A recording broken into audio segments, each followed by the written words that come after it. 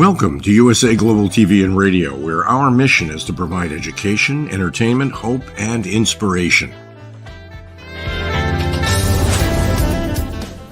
USA Global TV and Radio connects you with experts and audiences all around the world every single day to help you succeed in business and to live a richer life. Visit us at usaglobaltv.com to learn about career and life-changing training and mentoring programs like the Listening Mentor. Subscribe to our newsletter to stay informed about our special programs and offers. Discover how you can become a guest on one of our shows or a host or producer of a USA Global TV and Radio show of your very own. That's USA Global TV and Radio, where the doctor is always in.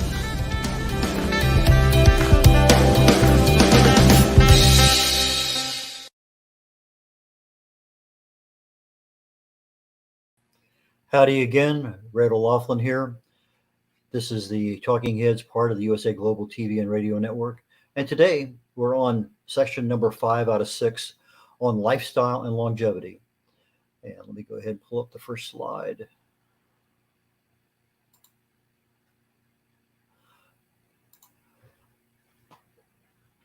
Disclaimer, I am not a medical person, not a doctor, not a pharmacy person. However, I love chemistry. I have, since it was first introduced to me around 15 years of age, sophomore in high school, I fell in love with it. I got a degree in it. Unfortunately, I never got a chance to practice it because I got an invitation to Vietnam. Decades later, my wife came down with breast cancer, and she was having such a hard time with a lot of the side effects from the drugs, chemo, that I thought, well, maybe there's something online I can go in and find out. And I got involved with researching the body at the cellular level. You know, how do these things, why do these things happen that way? And I started to apply my chemistry understanding to things and was able to, well, that's interesting. If you do this, it stops that one or it slows it down. And so I managed to find out that there are things that happen in the body that are just normal things that happen. And sometimes we can stop them and sometimes we can slow them down and sometimes we can't do a thing about it. However, but if you look at what causes something to happen, you're treating a cause, not a symptom, then you may have a reasonable shot at actually making something work. So what I do is that's what I love to do. My passion is to research the human body at the cellular level, chemically speaking. And when I find a cause and effect relationship, I tell the world about it. I tell about it in programs like this where I'm speaking or in my writing. Just in general, there's just a number of ways that I pass this information on. We're talking about longevity.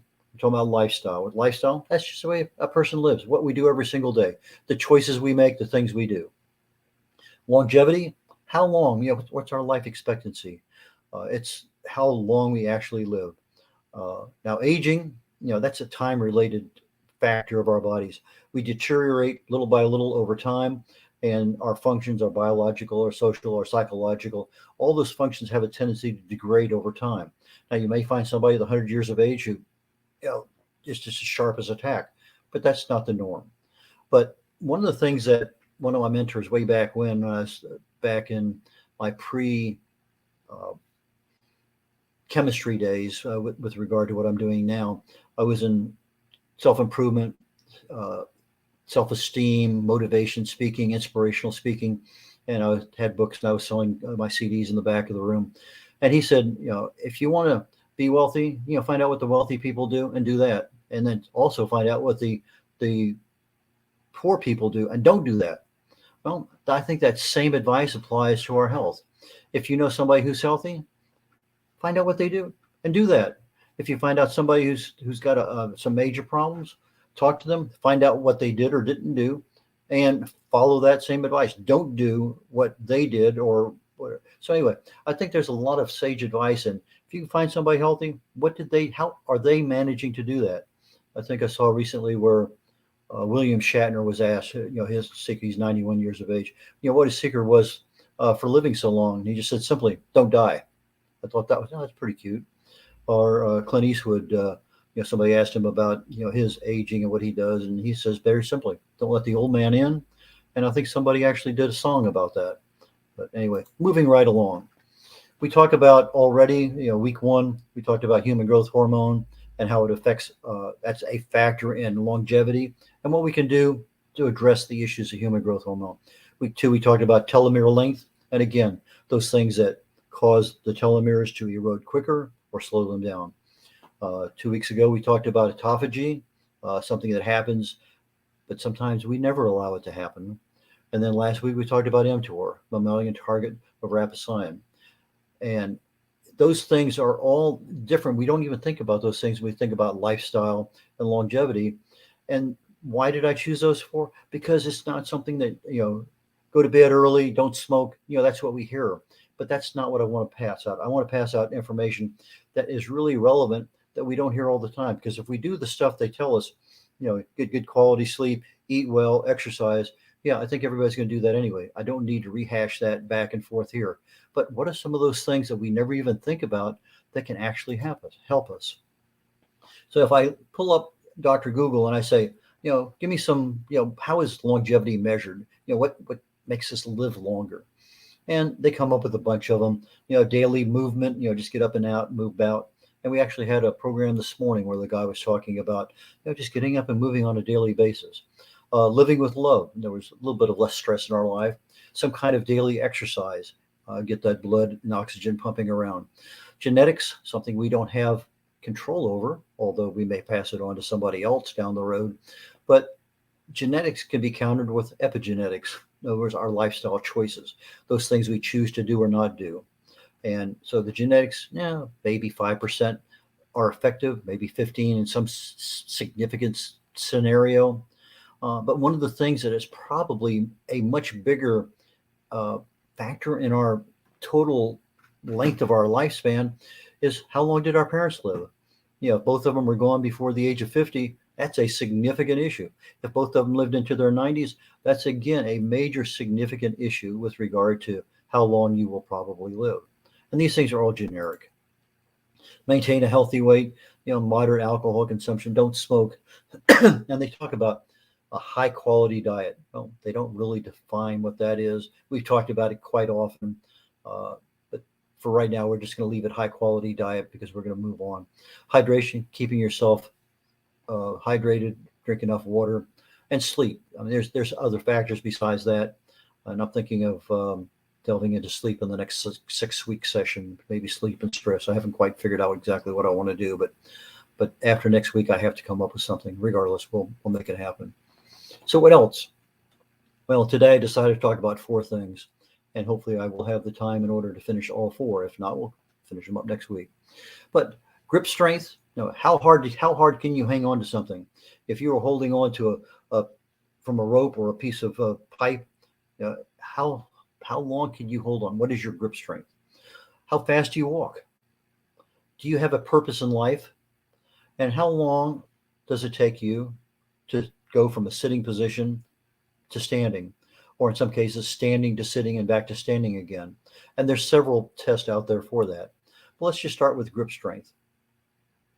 Now, why would grip strength be a predictor of our health? Because what we're talking about is our forearm. We have our hands and we're grabbing a hold of something. So it's forearm force and tension squeezing on something. And that doesn't sound like a predictor of health, but it's a very, very good predictor of health, particularly longevity, your lifespan. And additionally, it's a great predictor of cardiovascular disease.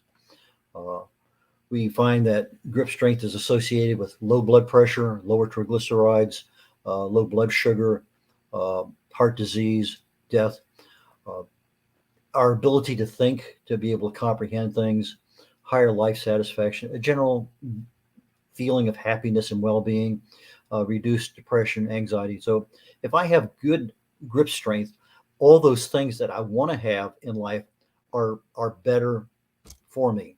In fact, they found out that testing grip strength is even a better measurement than having high blood pressure, your systolic level on your blood pressure. You say if you're 180 over whatever that 180 or 200, that indicates you have but in reality, if you were to go into the doctor and they measure both hands individually, what is your grip strength of both hands? That is a far better indicator of your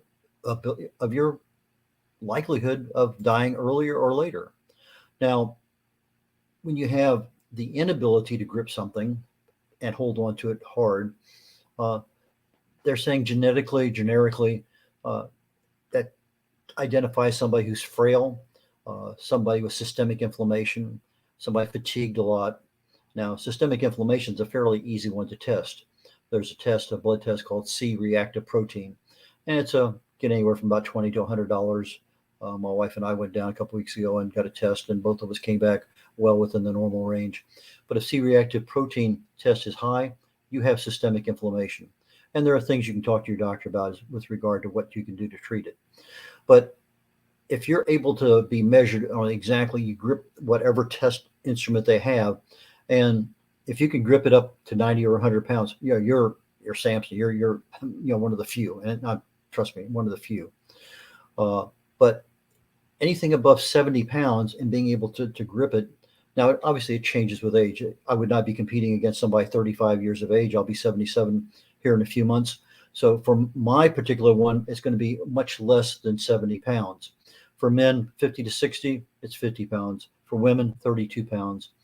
And there are testers that will actually give you what that particular strength is. I was going, the Air Force Base out in California that they did, Vandenberg. Military went out there for a 2-week active duty, and one of the first things they did was they gave everybody cholesterol test and this and that and whatever. And I thought it was kind of strange because we had to squeeze this one particular hand gripper, and what maxed out, it measured how many pounds of force. Then you had to do with your other hand, and they looked at what was the difference. I'm right-handed, so they expected my right hand to be stronger than my left, and it was. But if there's a major difference between your right hand grip and your left hand grip, that's something that you need to talk to your doctor about, because there's an imbalance there. There's going to be stronger on your normal side, but not a major difference. So that's something that if you're not having done, might be at least something to talk to your doctor about. Maybe possibly even ordering a set of those hand squeezers and beginning some kind of exercise. If you do, start out light. Don't just jump into something because you think you can, because you find out, hey, this is pretty easy. You're squeezing, and then okay, instead of doing 5 minutes, you do a half hour. But you end up with overtraining your arms. Just a lot of issues can happen. And if all you're doing is your forearms only, and you're not doing a full upper body, your shoulders, your back, now you're having problems because you're not getting balance in your musculature. So yeah, your forearms are what actually has that tension and that torque of being able to hold on to something and grip it. But you really need to coordinate it with the rest of the upper body. Somebody who climbs ropes, if you're climbing a rope and you're not using your feet on the rope, yeah, you got to hold on to that thing. Now, if the rope is, let's say, a half inch, you're not going to get much at all. If it's an inch in diameter, yeah, you're going to get low. But if you have a 2-inch rope, you can't grab a hold of it. So when they're looking at the testing done, sometimes that test can be a wider grip than the other. A lot of things out there. An inverted dumbbell lift, look it up on Google or on YouTube. But each of these, plate curls, towel training. Now, towel training, let's say you have a 40-pound weight. I can take a towel, wrap it around there, twist it on itself, and lift with the towel in order to be able to get some kind of ability. And I'm not necessarily gripping and lifting it as much as I'm using my forearm fingers to counter that weight. Being able to pinch something, just literally pinch. Can I pinch a 20-pound weight and lift it up? There's just a lot of things that you can do. Open hand training, instead of gripping something all the way around, don't grip it as far. Put most of the weight on the outside part. But again, I would strongly suggest, if you want to improve in this area, go to YouTube, type in grip strength for beginners, because if you just start out doing some of the grip strength, and they have a lot of them, you're going to find that you probably get burned out quickly. So it's not something that you have to have immediately, but you spend 30 days, 60 days doing something, you're going to see a difference. There's a lot of things that can happen there. Next topic, walking speed. I have been accused, I used to be 5'9.5", I'm probably 5'8.5" now. I lose a little height over the years. But my gait has always been a lot longer than most people's. My wife and I walked the Camino de Santiago, 2016, and I was constantly just on a regular day. I would end up 50 yards ahead of her. I would kind of slow down, let her catch up. I'd let her go ahead of me, and then I'd pick up again. But my normal gait is far, far faster than my wife's. That's just the way I walk. In fact, if we're out walking, we do that quite a bit. And I get a phone call, and all of a sudden I'm talking to somebody. Uh, all of a sudden I am just oblivious to how fast I'm walking. I get off the phone, and she's 2 blocks behind me. But they found out that most people, uh, walking speed 1.8 miles per hour, under 2 miles per hour, that's average lifespan. If you're less than 1.3, mile and a quarter an hour, then you have a seriously, highly increased risk of an early death. Brisk walking literally can increase your lifespan 10, 15, even 20 years in some cases. There's a lot of studies out there on how fast you walk and how long you live. Uh, it's a super good indication of cardiovascular fitness. If you're looking at average walking speeds, and there's a whole bunch of them out there in tables, I just picked out a couple of them there. For people in the 20s and 30s, they're typically walking 3 miles per hour. For people in their 50s and 60s, cut a quarter mile off of that, 2.75 miles per hour. But it's one of those things that I use a particular program on my phone, Nike Run Club, and it tells me how far I walked, how fast I'm walking. I find it to be exceptionally good tool to use. I used it all the way through Spain. We walked 500 miles across Spain in 30 days, and it was a lifesaver knowing where I was, how far I had to go, how fast I was going. But again, find a good app, something that tells you what you're doing, and don't hurt yourself. Um, they say, well, if I run, I'm better than a walker. Well, yeah, maybe. There's articles out there both. If you're walking at a good brisk pace, uh, you'll be surprised at how well you compare to runners. Uh, I used to be a runner for decades, and I would go out, and the walkers would always take off a minute after us so that we weren't encumbered by them as we took off running a 5K or 5 mile run. And I was surprised at about a mile, mile and a half. I have walkers that are passing me. Yeah, I run about a 12-minute mile, 13-minute mile. I'm not real quick, but I was surprised that some of the walkers were just passing me by. It is. But for most of us, a 20-minute walk is better than nothing, and it absolutely just helps significantly. Outside, fresh air, sunshine, all those things help. But if you're doing 3 to 4 miles a day, you're talking a good hour. Then you're looking at about a 50% reduction in any risk of mortality for all causes compared to somebody who just walks a mile. So our mortality risk decreases as we get farther and farther away from what they call 10,000 steps a day. So if you're older, if you're 60, 65, 70, maybe you only be walking 5 or 6,000 steps a day, as opposed to somebody 45 or 50, maybe doing their 10,000 steps a day. But it's one of those things that we can track, and it does have a major effect on our ability to live a long time. Now, our walking speed, we think of age. Well, walking affects more of our biological age than our chronological age.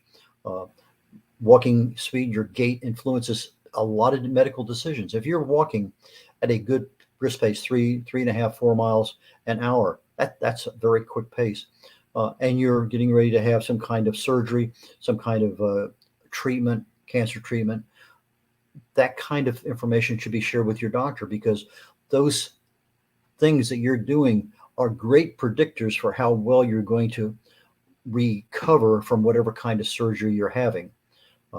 So walking speed is a consistent predictor of lifespan.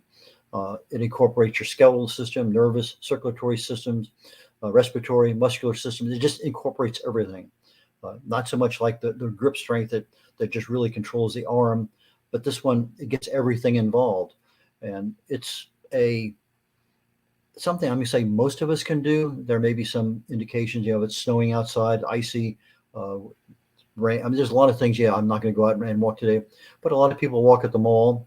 They walk at their gyms or whatever it may happen to be.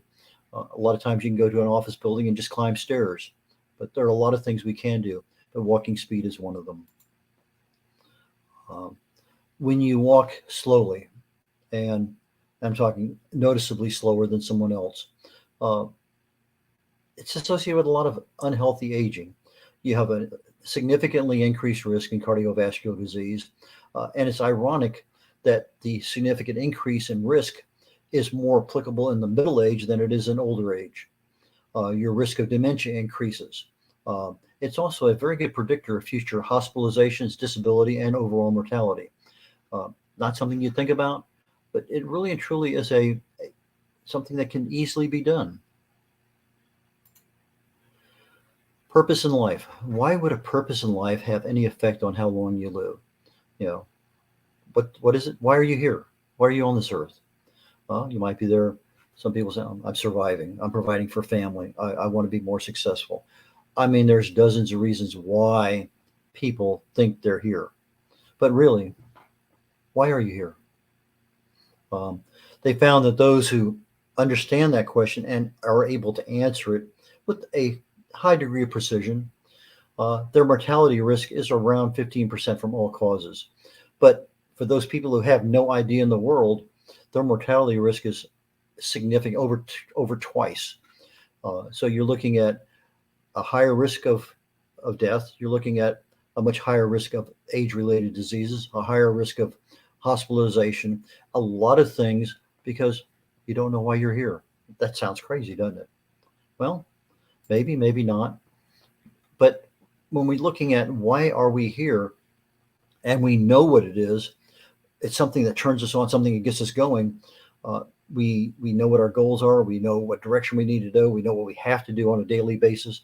Those are things that keep us focused and we know what's happening, as opposed to just living life, sitting on a couch, watching TV and hoping that things happen. But the people who are here and are helping others and knowing what they're doing, that reduces a lot of stress. It gives you a lot of sense of satisfaction.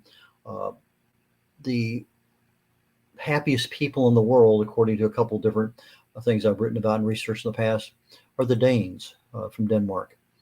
They found that when they did the research on that, why are the Danish people so happy?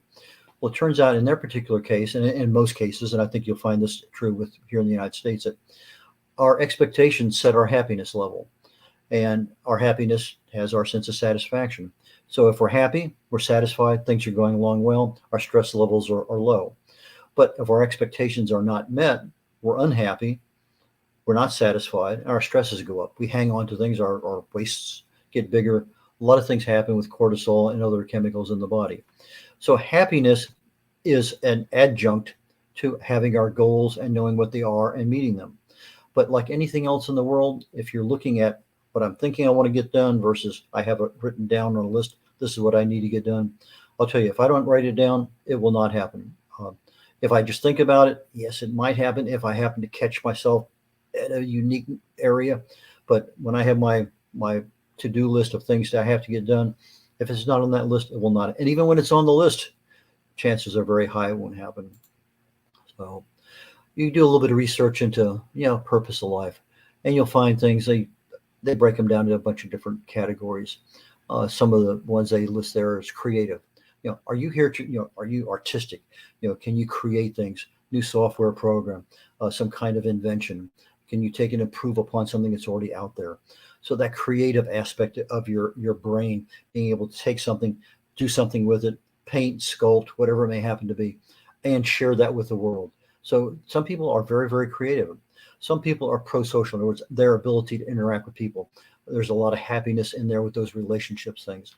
Some people, their purpose in life is money, and some people do an exceptionally good job at it. Now you ask them, are they happy? Some are, most aren't. Then you also have the personal recognition. I was looking at a TED talk on purpose in life, and the guy says, in 5 minutes, I can give you 5 things. In fact, he says, in 5 minutes, we're going to go over these five things. Boom, he did right there on stage. And you're going to know your purpose in life, and you're going to feel good about it. And it turns out that for most of us, 80% of us, we're not really happy with what we're doing. Why? Well, in some cases, we just don't even know what we're supposed to be doing. But for those 20% of the people who have some semblance, this is what turns me on. This is what gets me out of bed in the morning. This is what I need to do to help people. Those are things that people do that are actually helping their overall health, helping them live longer because they're solving problems.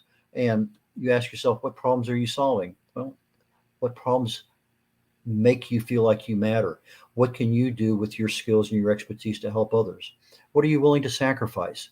If you have a goal and you know what it is and it's going to help others, you're willing to sacrifice a whole lot more than if you're just, showing up at work every day or getting home from work and watching TV or whatever it may happen to be.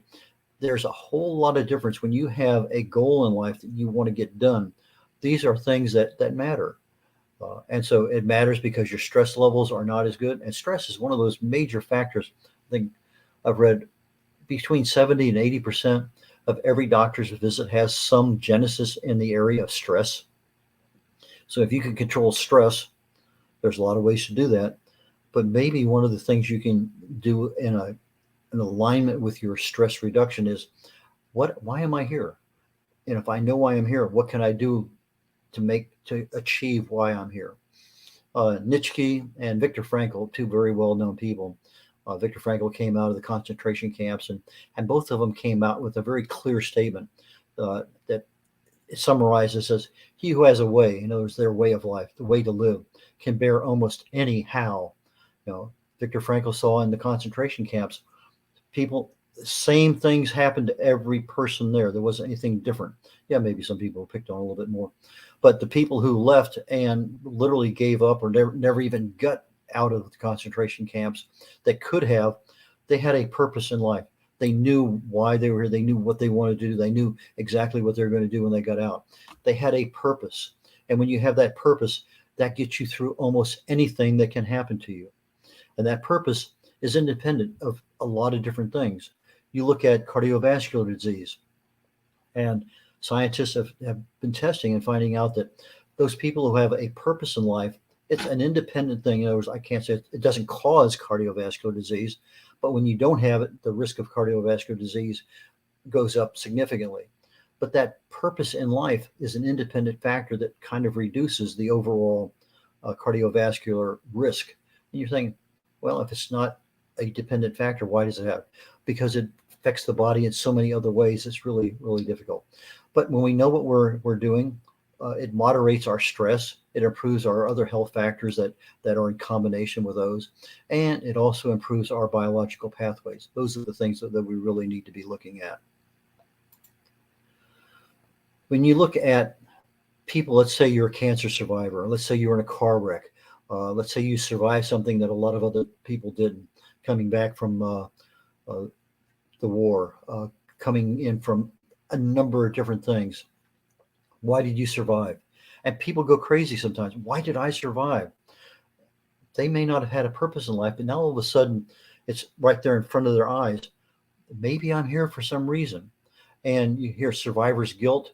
Well, they are concerned. They don't know why they survived. They're on this earth to do something, but they don't know what it is. Well, how do you find out?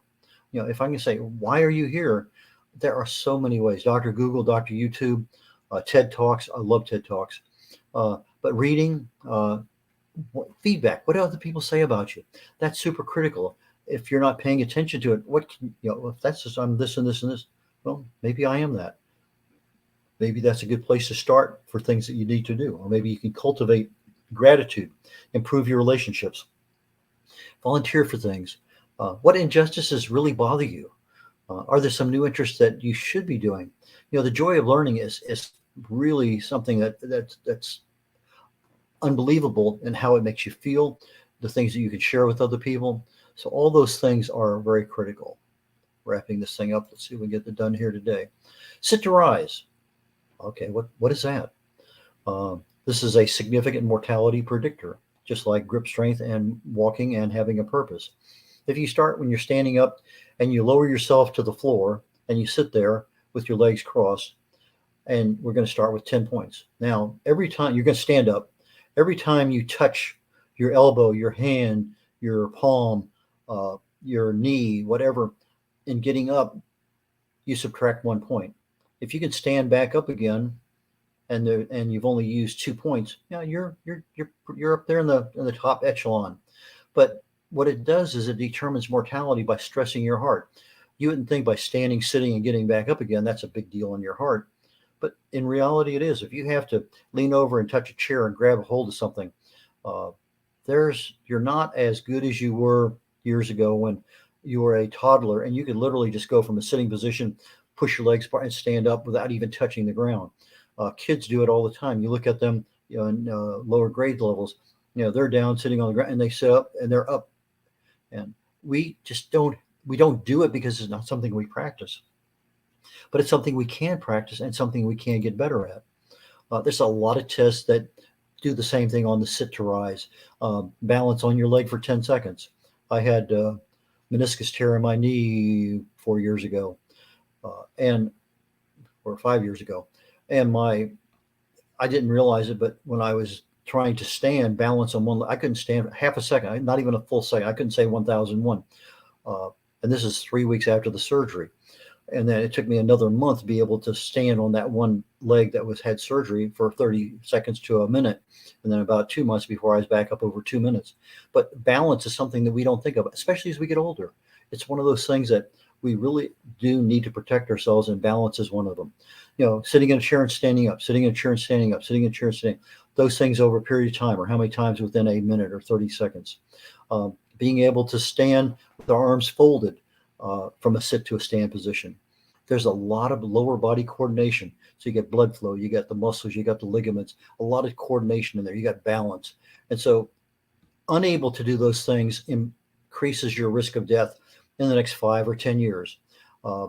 There's, the balance. If you can't stand on one leg with your hands at your side for 10 seconds, that's a critical indicator that you may have an earlier death than somebody else who can do that.